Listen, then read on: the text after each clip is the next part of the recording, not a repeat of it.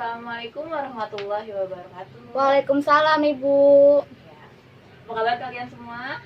Alhamdulillah baik. Alhamdulillah. Pertama-tama sebelum kita memulai pelajaran hari ini, ada baiknya kita berdoa terlebih dahulu. Berdoa dimulai.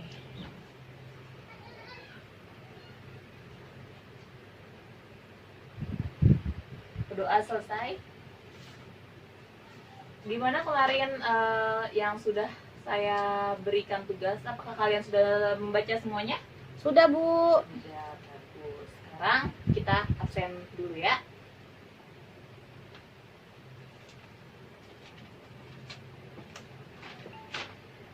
Nabila Safira, Hadir. Regina, Hadir Ibu. Afriani, Hadir.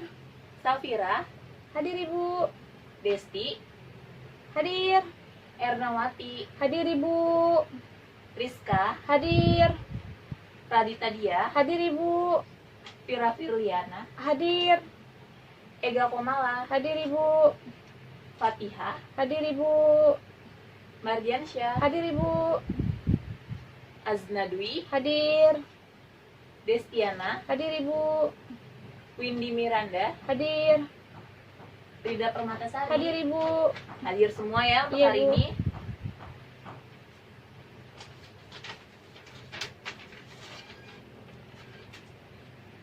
Kemarin terakhir saya bilang kalian harus membaca bab 3, yaitu tentang laporan penggunaan dana kas kecil.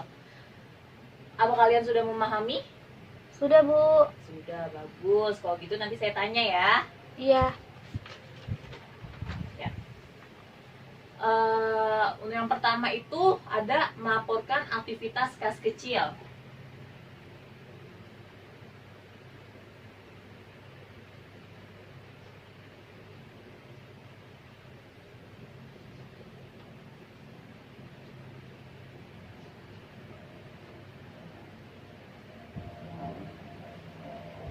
Ada yang bisa membantu saya untuk menjelaskan melaporkan aktivitas dana kas kecil? Ada tidak? Nggak tahu. Kalau tidak ada, saya akan menjelaskan. Apa itu melaporkan aktivitas dana kas kecil? Yaitu pelaporan aktivitas penggunaan kas kecil sebagai bentuk pertanggungjawaban. Pertanggungjawaban dana kas kecil. Jadi pelaporan aktivitas dana kas kecil itu juga berfungsi sebagai bentuk transparansi dalam penggunaannya sehingga tidak menimbulkan adanya tindakan yang menyimpang. Melaporkan aktivitas kas kecil itu ada apaan aja? Ada dua, yaitu pertama ada pelaporan kas kecil.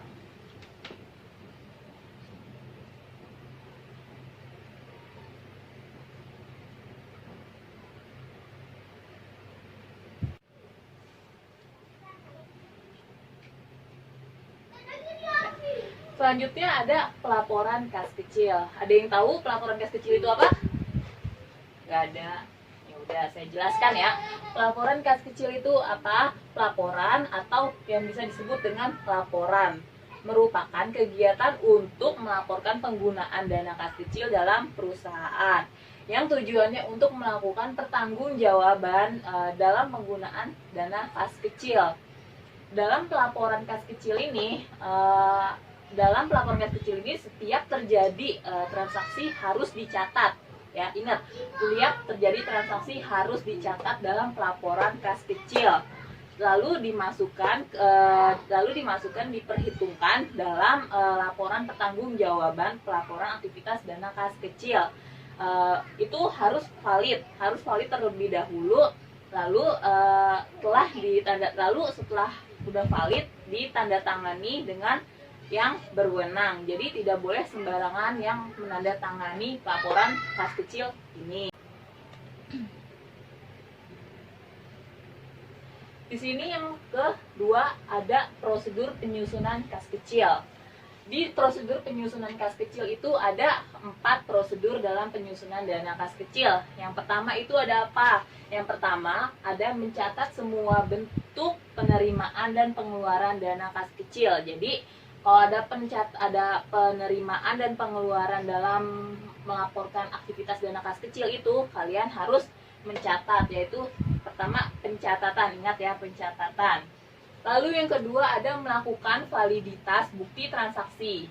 Jadi kalian yang kedua itu bisa lihat dulu itu transaksinya sudah valid atau belum. Jika sudah valid, kamu dapat dilanjutkan dalam proses pencatatan. Jadi jika sudah valid baru kalian catat di buku aktivitas kas kecil ya.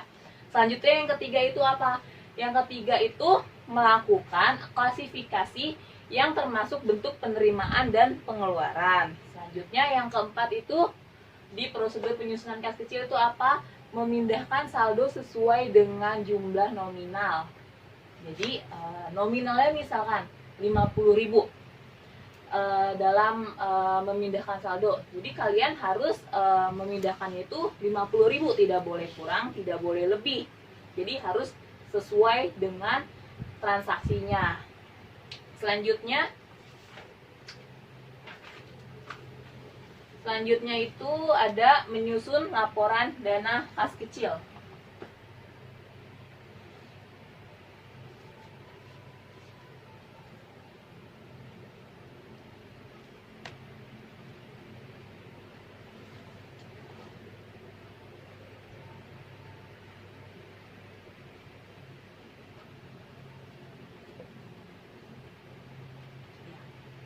Selanjutnya menyusun laporan dana kas kecil. Untuk menyusun laporan dana kas kecil yaitu kalian harus mengetahui beberapa metode-metode dalam menyusun laporan dana kas kecil. Yang pertama itu ada metode impres dan yang kedua itu ada metode fluktuasi. Jadi dalam menyusun laporan dana kas kecil itu ada dua metode. Yang pertama tadi impres dan yang kedua adalah fluktuasi. Sampai sini paham? Paham, Bu. Ya, selanjutnya ada menyusun laporan penggunaan dana kas kecil dalam metode impres.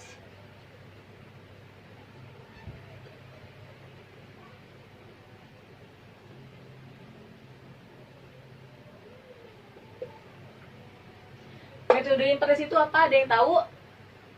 Ada yang tahu tidak? Tidak. Tidak ada. Udah saya jelaskan lagi ya. Iya, Metode Bu. impres itu sambil kalian buka bukunya halaman 70, kalian sambil pahamin, saya sambil jelasin ya.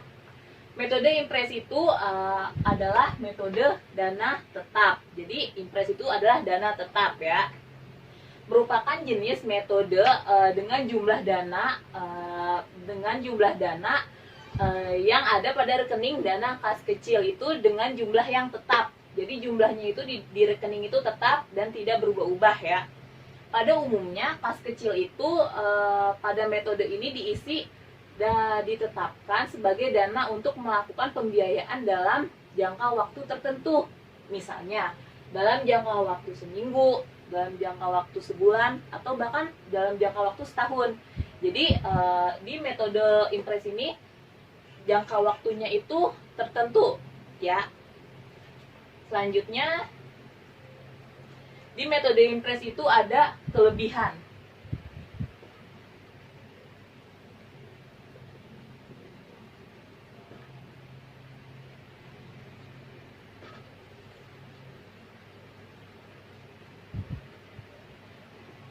Kelebihan metode impres itu apa aja? Jadi untuk melakukan laporan penggunaan dana kas kecil dengan metode impres itu dia mempunyai 4 kelebihan. Yang pertama, metode impres itu memudahkan dalam melakukan pengawasan penggunaan dana kas kecil. Jadi metode impres itu lebih memudahkan ke kita untuk melakukan pengawasan ya, lebih mudah. Yang kedua, itu mudah untuk menghitung karena jumlahnya tetap. Dengan jumlahnya tetap kita lebih mudah menghitung dalam metode impres. Selanjutnya yang ketiga, memudahkan dalam melakukan perhitungan dan pertanggungjawaban dana kas kecil.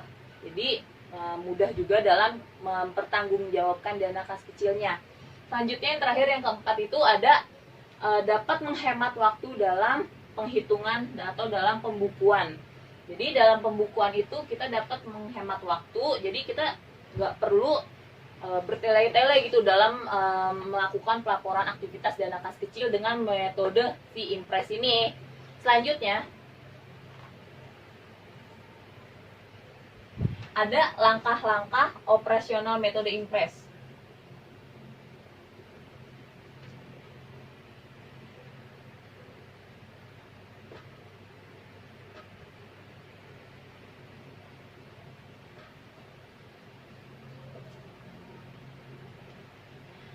Apa saja langkah-langkah operasional dalam metode Impress? Ada yang tahu? Tidak. Tidak ada yang tahu. Baik, saya akan jelaskan. Dalam membuat laporan dengan menggunakan metode Impress ada beberapa langkah yang harus diperhatikan, ya. Kalau tadi kan ada kelebihan di metode Impress, selanjutnya ada langkah-langkahnya nih biar kalian lebih teratur dalam melaporkan aktivitas dana kas kecilnya.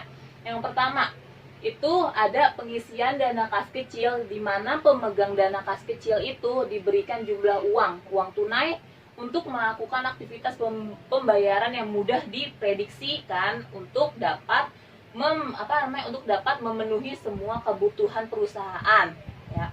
Jadi si pemegang dana kas kecil ini kita berikan uang tunai, yaitu untuk memenuhi semua kebutuhannya itu dalam jangka waktu yang seperti tadi saya sudah jelaskan, dalam jangka waktu tertentu, yaitu dalam jangka waktu misalnya dalam jangka waktu seminggu, sebulan, atau bahkan setahun, ya. Jadi kalau misalkan langkah-langkah operasional yang pertama itu diprediksi dalam jangka waktu tertentu yang sudah seperti saya jelaskan tadi, ya, untuk kebutuhan perusahaan. Selanjutnya yang kedua, di langkah-langkah operasional itu ada kas kecil difungsikan sebagai alat untuk melakukan pembayaran pengeluaran perusahaan yang sifatnya kecil. Itu lebih kayak pengeluaran keseharian. Jadi kas kecil itu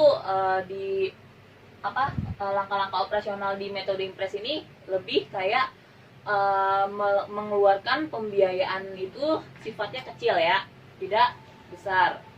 Selanjutnya yang ketiga itu ada apabila kas kecil sudah habis, kasir dana kas kecil itu bisa membuat pengisian kembali melalui bank dengan jumlah yang sudah dikeluarkan. Jadi dia bisa mengisi kembali tuh dana kas kecil itu melalui, kita bisa minta melalui bank dengan jumlah nilai yang sudah dikeluarkan.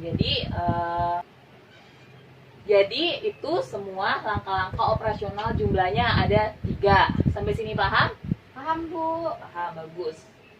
Ya, jadi kemudian pada saat kasir kas kecil melakukan pengeluaran uang, itu pengeluaran tersebut tidak di jurnal, ya. Ingat, tidak di jurnal. Kalau misalkan pengeluaran kas kecil itu di metode Impress, tidak di jurnal.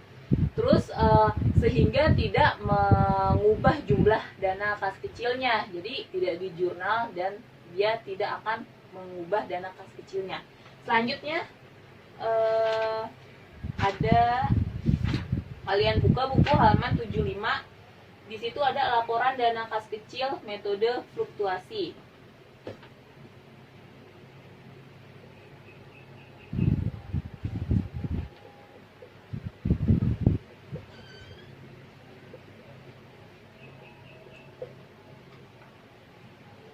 Apa itu metode fluktuasi? Ada yang tahu?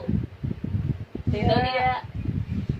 Katanya sudah belajar tapi tidak tahu mulu, gimana kalian? Ya, saya jelaskan, ya. Metode fluktuasi itu yaitu metode berubah-ubah. Jadi tadi kalau misalkan Impress itu dana tetap tidak berubah, kalau fluktuasi itu metode yang berubah-ubah. Ya, maksudnya kayak gimana? Maksudnya itu merupakan metode penentuan kas kecil dengan saldo kas yang sifatnya berubah-ubah. Jadi apabila terjadi pengeluaran kas kecil, langsung dicatat sehingga proses pencatatan dilakukan secara rutin dan terinci. Jadi kalau fluktuasi itu apa? Berubah-ubah. Kalau misalkan Impress itu dana tetap. Selanjutnya perbedaan dari fluktuasi itu setiap jenis pengeluaran kas kecil langsung dicatat dengan menggunakan jurnal. Jadi kalau misalkan Impress itu tidak di jurnal, ingat tadi saya bilang tidak di jurnal. Kalau fluktuasi itu ketika ada pengeluaran dana kas kecil langsung dicatat, langsung di jurnal. Oke, sampai sini paham? Paham, Bu. Selanjutnya, yang ketiga, di perbedaan metode impress dan fluktuasi, yang ketiga itu apa? Buku kas kecil buku kas kecil hanya berfungsi sebagai alat untuk mengontrol dan tidak dapat di posting ke dalam buku besar. Jadi buku kas kecil pada metode impress itu tidak diposting ke dalam buku besar ya. Kalau yang ketiga, perbedaan si fluktuasi dengan impress itu apa? Kalau di fluktuasi, buku kas kecil berfungsi sebagai alat jurnal ya. Alat jurnal menjadi dasar untuk memposting akun pada buku besar ya. Kalau misalkan metode impress itu melalui periode-periode yang bersangkutan ya. Selanjutnya yang fluktuasi itu perbedaannya, pengeluaran kas kecil yang sampai akhir periode belum dicatat tidak perlu dibuat jurnal ya, tidak perlu dibuat jurnal. Penyesuaiannya dan awal periode berikutnya baru dibuat jurnal. Jadi kalau misalkan akhir periodenya itu belum dicatat, jadi kalau fluktuasi ini tidak perlu dibuat jurnal. Tapi kalau misalkan penyesuaiannya di awal periode berikutnya itu harus dibuat jurnal, dan penyesuaiannya itu sebab pengeluaran langsung dicatat di buku besar atau di jurnal. Sampai sini paham? Paham. Selanjutnya, dari perbedaan metode impress dan fluktuasi ini ada pertanyaan? Nggak ada, Bu. Tidak ada. Oke, jadi terdapat beberapa perbedaan yang mencolok ya mengenai si metode impress dan fluktuasi ini ya. Pencatatan pada kedua metode tersebut itu sangat berbeda. Ada yang di jurnal dan ada yang tidak di jurnal. Kalau yang tidak di jurnal itu si metode impress. Kalau yang di jurnal itu metode fluktuasi. Paham? Paham. Ya. Jadi setiap kali terjadi transaksi dalam dana kas kecil itu, rekening kas kecil itu akan dikredit sebesar nominal yang dikeluarkan. Oke. Jadi adapun proses pengisian kembali dana kas kecil dicatat di sebelah debit ya, di sebelah debit dengan jumlah yang diterima. Paham? Paham. Ya, selanjutnya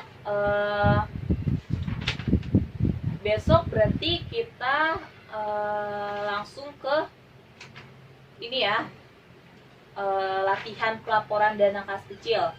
Jadi hari ini kita mempelajari teori-teorinya dulu, besok baru kita langsung membuat laporan dana kas kecil. Kalian bisa latihan dulu di rumah. Jadi nanti besok kita langsung, saya minta untuk maju satu persatu untuk mengerjakan pelaporan kas kecil. Oke? Oke. Ya. Jadi cukup sekian pelajaran hari ini, kurang lebihnya mohon maaf. Jika ada yang belum jelas, kalian bisa langsung tanya ke saya di jam istirahat boleh, atau nanti setelah pulang sekolah juga boleh. Kalian langsung tanya ke saya ya jika kurang paham. Oke? Ya, Bu. Wassalamualaikum warahmatullahi wabarakatuh. Waalaikumsalam.